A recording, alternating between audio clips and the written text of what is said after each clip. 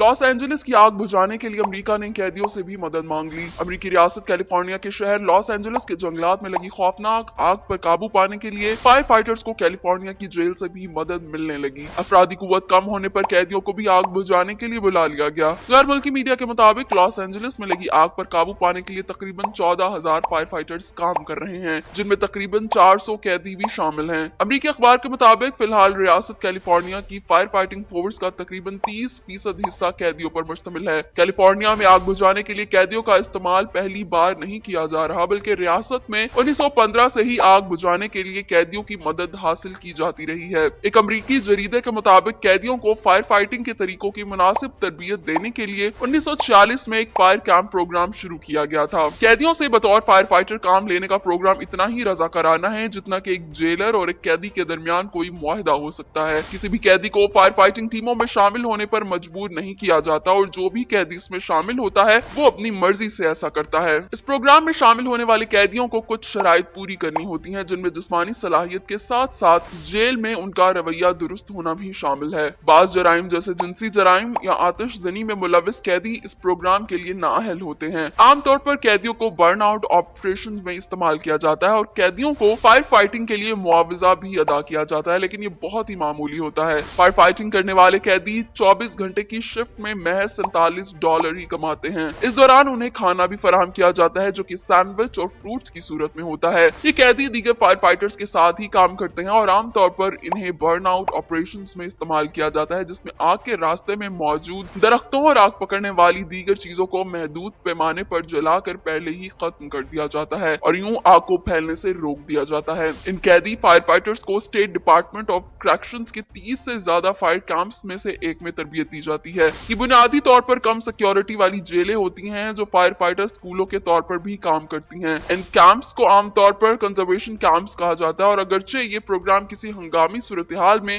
रियासती हुकाम को तरबियत याफ्ता फायर फाइटर्स फराहम करता है, लेकिन ये प्रोग्राम तनकीद की जद में रहता है। इस पर सबसे बड़ी तनकीद ये होती है कि ये प्रोग्राम बहुत हद तक गुलामी की तरह है। इस प्रोग्राम में शामिल रहने वाले एक कैदी की राय में ये काम खतरनाक था, लेकिन ये जेल में रहने से बेहतर है। ख्याल रहे कि लॉस एंजलिस के जंगलात में लगने वाली आग को अब अमेरिकी तारीख की सबसे महंगी आफत करार दिया जा रहा है, जिसमें नुकसान का इब्तदाई तखमीना तकरीबन $150 अरब तक पहुंच गया है। मीडिया रिपोर्ट के मुताबिक फायर हुकाम का कहना है कि 6,000 से ज्यादा घर और इमारतें तबाह हो चुकी हैं, जबकि 4 से 5,000 मकानात को जुज़वी नुकसान पहुंचा है। आतिशज़दगी के बायस इंश्योरेंस इंडस्ट्री को तकरीबन $8 अरब से ज्यादा का नुकसान हुआ है। अमेरिकी मीडिया के मुताबिक मंगल से लगी आग ने 36,000 एकड़ से ज्यादा रकबे को लपेट में ले रखा है और इस वक्त जंगलात में 5 मुख्तलिफ मकामात पर आग लगी हुई है, जबकि ऑस्ट्रेलियन हुक्म